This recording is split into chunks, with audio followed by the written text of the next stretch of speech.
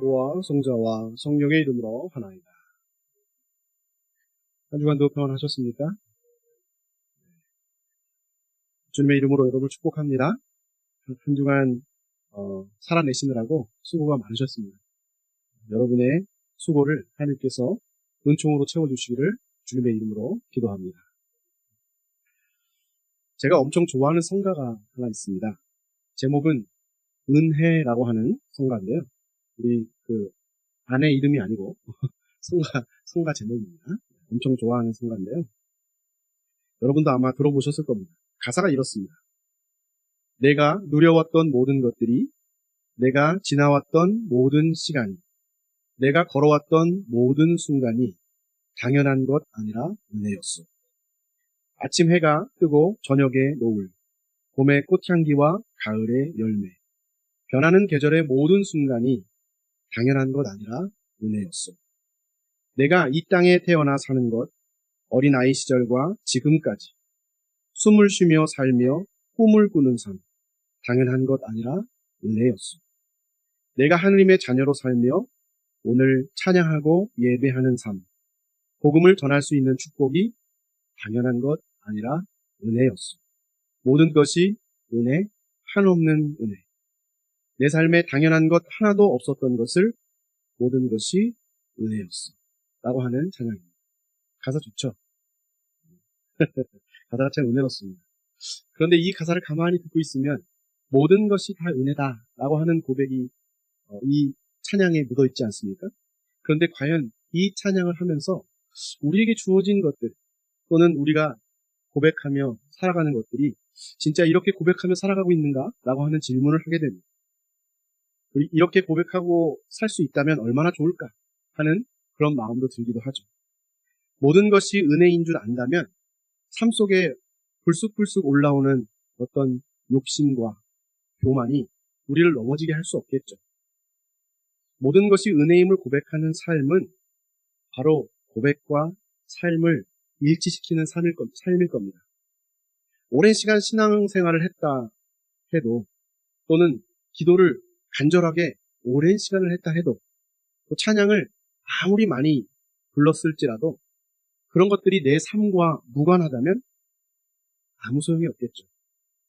어떻게 하면 말씀을 삶으로 또는 고백을 삶으로 일치시키면서 살아갈 수 있을까요? 오늘 말씀은 연중주의를 보내는 우리 모두에게 어떻게 하면 말씀을 삶으로 또는 고백을 삶으로 일치시키면서 살아갈 것인가 라고 하는 그 첫 단추를 우리에게 알려주고 있습니다.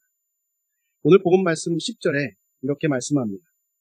예수께서 마테오의 집에서 음식을 잡수실 때에 세리와 죄인들도 많이 와서 예수와 그 제자들과 함께 음식을 먹게 되었다 하고 시작합니다. 주님이 오늘 머물고 계신 곳은 세리 마테오의 집입니다. 식사를 함께 하기 위해 모여든 사람들은 세리와 죄인뿐이었다고 얘기하고 있죠. 여러분이 잘 알다시피 세리는 당시 유대 사회에서 민족의 고열을 빨아먹었던 그리고 자신의 배만 불렸던 그런 매국노들이었습니다. 그들은 직업의 특성상 꺼리지 않고 이방인들과 쉽게 접촉을 했을 뿐만 아니라 안식일에도 일하는 유대인 입장에서 보면 굉장히 부정한 사람들이었습니다. 그러다 보니까 유대인 사회에서는 늘 소외되고 배척당할 수밖에 없었죠. 사회에서 내쳐진 사람들이 모여있을 때 그들 곁에는 자연스럽게 동일하게 사회에서 버려진 이들만 남아있을 수밖에 없습니다. 이 모습을 바라보던 바리사이파 사람들 눈에는 더욱 그랬겠죠. 그래서 제자들에게 이 바리사이파 사람들이 묻습니다. 어찌하여 당신네 선생은 세리와 죄인들과 어울려 음식을 나누는 것이요? 하고 따져 물은 겁니다. 이 이야기를 듣고 있던 예수님이 직접 답변을 하십니다. 성한 사람에게는 의사가 필요하지 않다. 선한 사람이 아니라 죄인을 부르러 왔다. 라고 하는 말씀을 하신 것이죠. 죄인을 부르러 왔다. 라고 하는 말씀이 세리나 죄인들 혹은 이방인의 편을 들어주시겠다고 하는 말이 아닙니다. 왜냐하면 말씀을 자세히 보면 이렇게 되어 있습니다. 예수께서 마테오의 집에서 음식을 잡수실 때, 그러니까 예수님이 먼저 마테오의 집에서 음식을 먹고 계셨던 거죠. 예수님이 그 공간에 먼저 계셨습니다. 그때 세리와 죄인들도 많이 와서, 그럼 예수님이 먹고 계실 때 세리와 죄인들이 예수님과 합석을 하게 된 거죠. 그죠? 왔는데 예수와 그 제자들과 함께 음식을 먹게 되었다. 이거는 우연히 일어난 것이 아니라 예수님도 유대인이었잖아요. 그런데 예수님도 세리와 죄인들을 같이 음식을 먹을 수 있도록 받아주신 겁니다. 예수님이 먼저 식사를 하고 계셨는데 그 세리의 집에 세리와 죄인들이 많이 몰려들었고 그 몰려들어온 사람들을 향해서 예수님 기꺼이 그들을 받아주신 것이죠. 그러니까 주님이 그 세리와 죄인들의 편이 되어주신 겁니다. 인정해 주신 것이죠. 같이 식사할 수 있도록. 이 말은 누구라도 주님께서 받아주신다고 하는 뜻입니다. 거기에 바리사이파 사람들이 포함이 될까요? 안 될까요? 포함이 되죠. 그들도 예수님이 받아준 사람들입니다. 문제는 바리사이파 사람들에게 있었습니다. 그들은 그 광경을 보면서 속이 뒤집어졌죠. 아니, 자기들은 목숨 걸고 온 삶을 다 해가지고 의로운 사람이라고 인정받기 위해서 살고 있는데, 그런데 예수님께서 그런 의인들을 부르러 온 것이 아니라 누굴 부르러 왔다고요? 죄인을 부르러 왔다고 말씀을 하시는 겁니다. 이 말씀은 자신들이 살아가고 있는 모든 삶을 송두리째 부인하고 있는 겁니다. 그리고 바리새파 사람들 입장에서는 내 삶이 온통 부정당한 느낌이 들었을 거죠. 이 부분에서 우리와 비슷한 지점이 있습니다. 우리는 매주 미사를 통해서 죄를 고백하고 우리 모두가 죄인이라고 이렇게 고백하면서 미사를 드리죠. 그리고 우리를 죄에서 구원하신 그 주님과 늘 동행하는 은총 속에서 살기를 원합니다. 하지만 세상사의 그 삶의 자리 속에서는 우리 스스로 죄인이라 여기며 살아갑니까? 죄인이라 생각하지 않죠. 왜? 가만히 생각해보면 우리 자신은 세리나 죄인들처럼 죄를 짓고 살아가는 존재가 아니기 때문에 그렇습니다. 남들처럼 파렴치하게 살아가지도 않습니다. 드러낼 만큼 의인은 아니다 하더라도 법과 질서와 양심에 따라서 그래도 나름대로 잘 살아가고 있다고 생각합니다. 그래서 우리는 적어도 저런 죄인들과는 같은 부류는 아니라고 생각하죠. 그런데 이 적어도 그 죄인들과는 다르다라고 말하는 그 순간 죄인을 부르러 오셨다 하는 주님의 말씀과는 우리는 무관해지기 시작합니다. 주님은 바리사이파 사람들이 그 죄인이라고 낙인 찍었던 그런 세리와 죄인들보다 너희 자신이야말로 죄인이다 라고 하는 것을 말씀하고 있는 겁니다. 바리사이파 사람들은 늘 하나님 앞에서 의로운 사람들이 되기를 원했습니다. 그래서 굉장히 율법을 철저히 지키고 경건한 생활을 하고 하나님께로부터 인정받기를 원했습니다. 그래서 그 누구보다도 철저하게 금욕하고 절제하고 솔선수범하고 그러고 살았습니다. 실제로 그 경건한 생활 때문에 사람들은 그런 부류의 사람들을 바리사이파라고 하는 이름을 지어준 겁니다. 그 바리사이파라고 하는 이름은 구별된 사람들이란 뜻이거든요. 같은 유대인인데 우리와도 구별되게 경건하게 살아가는 사람들을 지칭해서 바리사이파 사람들입니다. 처음에는 굉장히 좋았겠죠. 굉장히 그 경건한 삶이 모범이 됐기 때문에 사람들이 그 삶을 따라서 살려고 노력했습니다. 그런데 그 삶이 점점 지내고 나니까 그들이 원하는 것이 경건한 삶이 아니라 하나님께 인정받는 것이 아니라 누구에게 인정받는 게 되었습니다. 사람에게 인정받는 게 되었습니다. 그래서 우선순위가 역전됩니다. 율법의 정신과 본질은 사라지고 남아있는 것이 형식만, 행위만 남아있게 된 것이죠. 우리도 신앙생활하면서 우리도 주님을 믿습니다. 그러고 살아가죠. 믿음으로 구원받습니다. 여기에 이견을 갖고 있는 분들은 아무도 없을 겁니다. 그런데 우리는 신앙생활을 어떻게 합니까? 적어도 이 정도는 해야 하나님께 용납받지 않을까? 내가 그래도 한 주에 말씀은 이 정도는 읽어야 내가 그리스도인이라고 하지 않을까? 또는 내가 기도를 어느 정도는 해야 그래도 신앙이라고 하지 않을까? 누군가에게 손 내미는 거를 주저하기보다는 그래도 가끔 구제하고 도와주면서 사는 것이 내가 신자가 아닐까? 그런 마음으로 신앙생활을 하지 않습니까? 오늘 1, 2독서에서 공통적으로 다루고 있는 사람은 아브라함입니다. 아브라함은 당대의 패배자의 대변인이었습니다. 이 당대에는요, 자식이 없으면 실패한 인생입니다. 왜냐하면 자식으로부터 많은 사람들이 이렇게 일가를 이루어야만 그래야 인정받는 가정이 되거든요. 그런데 아브라함은 이 당시에 75세가 될 때까지 자식이 없었습니다. 아마 다른 가정들은 75세면 자식의 손자까지 있을 겁니다. 이 당시엔. 그래서 아주 일가를 이루는 것이 가장 중요한 일이었습니다. 그런데 아브라함은 75세가 될 때까지 자식이 없었습니다. 그래 얼마나 실패한 인생입니까? 그런데 이렇게 실패한 인생에게 하나님께서 찾아오셨습니다. 그리고 떠나라고 말씀하십니다. 우리 같으면 떠나라. 실패한 가운데 나보고 떠나라 그러면 여러분 쉽게 떠나겠습니까? 저 같으면 이렇게 물어보겠죠. 어디로요? 그런데 아브라함은 그 목적지를 묻지 않았습니다. 그냥 떠나라 하니까 자기 주변을 막 정리해서 출발했습니다. 아브라함을 통해서 우리는 늘 믿음의 조상이기 때문에 그의 믿음이 가장 본보기가 된다고 생각하고 그 믿음을 따라 살고 싶어 합니다. 그 따라 살고 싶어 하는 그 마음이 때로는 우리에게 무엇을 해야만 구원을 얻는다라고 하는 이런 마음을 우리에게 심어줬을지도 모르겠습니다.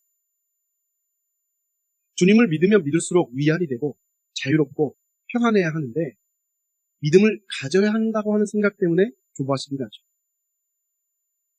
그런데 믿음의 지향과 근거는 우리 편에서 하나님을 향한 태도가 아니라 우리를 찾아오신 하나님 자신에게 있습니다. 아브라함은 처음으로 가나안을 약속받은 사람입니다. 하나님은 당신과 함께 사는 삶을 아브라함에게 주시면서 그렇게 그의 삶을 초대하셨습니다. 가나안이라고 하는 땅, 그리고 희망이 없지만 후손, 복 이런 것들을 주시겠다고 약속을 하셨습니다. 근데 그 약속이 한 번만 하신 것이 아닙니다. 계속 하셨습니다. 근데 그것도 믿기 어려울 만큼 75세 이후에 하늘을 바라보게 하시면서 저 하늘에 별을 봐라. 무수히 많지. 네 자손이 이렇게 불어날 거야. 바다 이 모래들 봐라. 이만큼 셀 수 없을 만큼 네 자손이 불어날 거야. 이렇게 약속하셨어요. 그럼 뭐가 징조가 있어야 될 거 아닙니까? 징조가. 자식이 하나라도 있어야 저렇게 무수히 많은 후손들이 생기겠지라고 생각할 거 아니겠습니까? 그런데 그런 건 전혀 주어지지 않았습니다. 이 아브라함의 후손들이 나중에 가나안 땅에 들어가 정착을 하게 됩니다. 그 가나안 땅에 들어가 정착을 할 때 하나님께서 한 가지를 반드시 지켜야 한다고 이야기하시면서 한 가지를 말씀하셨는데 그것이 뭐냐면 가나안 땅에 들어가서 이방 여인들과 혼인하지 말라고 말씀하셨습니다.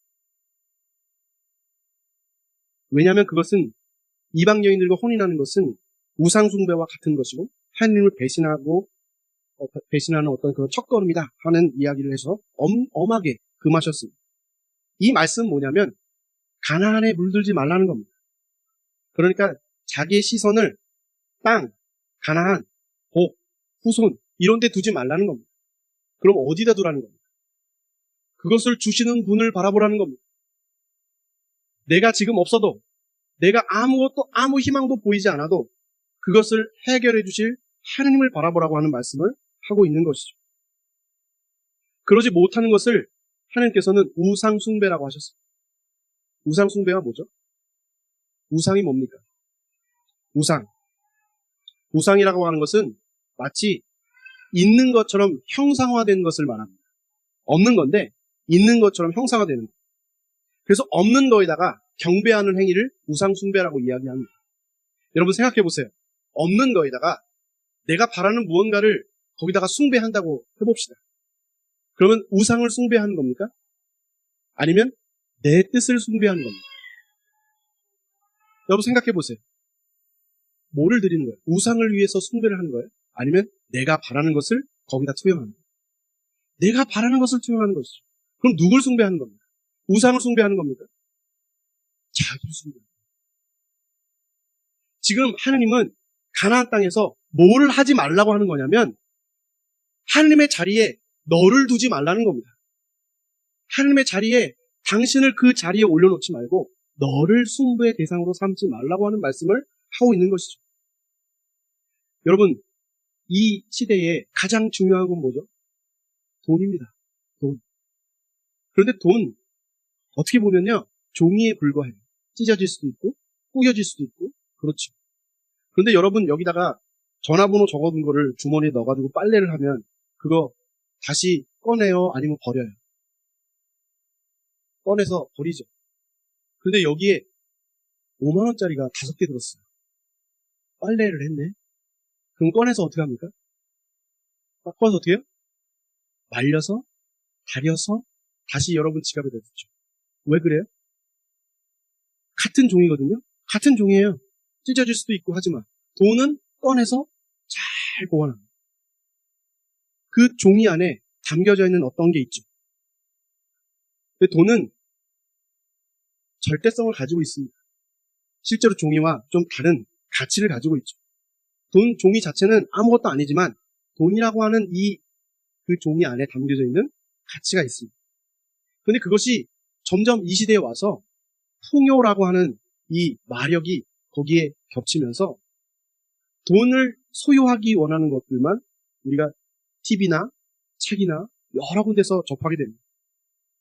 그래서 사용의 도구였던 돈을 이제는 소유의 도구로 전락해버렸습니다. 그래서 행복하기 위해서 돈을 버는 시대가 지나고 이제는 돈을 벌기 위해서 행복과 건강도 저당 잡히는 현실 속에서 살아가고 있죠. 무엇이 절대화되었습니까? 돈이? 아니면 돈 안에 있는 가치가? 아니죠. 여러분이 절대화된 것이죠. 우상이라고 하는 그 개념과 지금 같은 개념을 가지고 있습니다. 마치 돈은 유사신처럼 절대화되어 버린 세상에서 살고 있죠. 돈이 필요 없다고 하는 말씀을 드리는 것이 아닙니다. 그것을 가지고 우리가 이 우상된 세상에서 살아가고 있음을 다시 한번 말씀드리는 거죠. 오늘 말씀에 이독서에 이렇게 되어 있습니다. 아브라함의 나이가 100세에 가까워서 이미 죽은 사람이나 다름없이 되었고 또 그의 아내 사라의 몸에서도 이제는 아기를 바랄 수 없다는 것을 알았지만 그는 믿음을 가지고 희망을 잃지 않았습니다. 이 말씀이 별거 아닌 것처럼 느껴지고 때로는 신화인 것처럼 전설에 나오는 이야기처럼 느껴질 수 있지만 엄청난 이야기입니다. 100세에 가까워서 이미 죽은 사람이나 다름없이 되었고 또 그의 아내 사라의 몸에서도 이제는 아기를 바랄 수 없다는 것을 알았지만 그러나 그는 믿음을 가지고 희망을 잃지 않았습니다.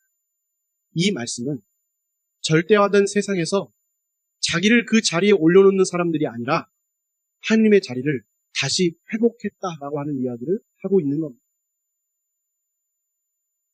절대적인 것은 돈이 아니고 건강이 아니고 하느님 뿐입니다. 그 자리를 명확히 알고 있었던 아브라함은 그 자기 마음 한가운데 절대적인 자리에 하느님을 올려놓았다라고 하는 이야기를 하고 있는 거죠. 오늘부터 우리는 연중주의를 시작합니다. 이 연중주의를 시작하면서 우리가 잊지 않아야 회복해야 될 한 가지가 있다면 바로 이것입니다. 여러분 마음의 한 자리에 여러분이 들어앉아서 모든 것을 다 절대화하면서 살아가는 사람이 되지 말라는 것입니다. 여러분 한가운데에 하느님을 모시고 하느님께서 여러분과 동행하는 그 삶의 자리로 나아가라고 하는 것이 오늘 말씀의 핵심입니다. 아브라함도 그랬다고 하는 것이고 예수님도 그 길을 보여주셨다고 하는 겁니다. 그래서 바리사이 사람들처럼 자기가 의롭게 되는 것이 절대화되어서 살아가는 사람이 아니고, 또 이방인들처럼 우상을 숭배하며 자기가 바라는 것을 거기다 투영시키는 사람이 아니라 하나님을 믿고 희망을 잃지 않는 사람처럼 마음 한가운데에 하나님 모시고 살아가라 라고 하는 요청인 것이죠. 선한 사람과 죄인은 따로 있는 것이 아니라 하나님을 중심에 두고 살아가는 사람. 그 사람은 죄인이지만 하나님이 의롭다 인정을 하시는 사람입니다. 죄인은 자기를 중심에 두고 살아가는 사람이다 라고 말씀해 주는 것이죠. 여러분 모두는 하나님께서 죄인이지만 선하다, 의롭다, 인정받는 사람들입니다. 그러기에 결국 우리는 우리 마음속에 다른 것들을 절대화시키며 담아놓고 살아가는 사람이 아니라 절대 전능하시고 자비로우신 하나님, 그 하나님만을 중심에 두고 살아가야 한다고 하는 말씀을 하는 것이죠. 연중주일이 마치 그냥 평온한 어떤 주일처럼 지나가는 것으로 여러분 여길지 모르겠지만 오히려 삶의 자리 속에서 더 훈련받고 더 훈련되어지고 여러분 마음 가운데 하나님이 자리 잡고 계셔서 그분이 말씀하시고 역사하시는 것들을 경험하면서 살 수 있도록 인도하는 주관임을 기억하시면서 여기에 1시간 반 있는 것으로 내가 일주일을 이렇게 살 것이다 여기지 마시고 여러분의 남은 일주일, 그 일주일 동안에 여러분의 삶의 자리에서 하나님이 여러분 한가운데 계심을 경험하면서 살아가십시오. 그것이 우리에게 가장 중요하고 또 잊지 말아야 할 한 가지라고 하는 것을 기억해야 한다는 것이죠.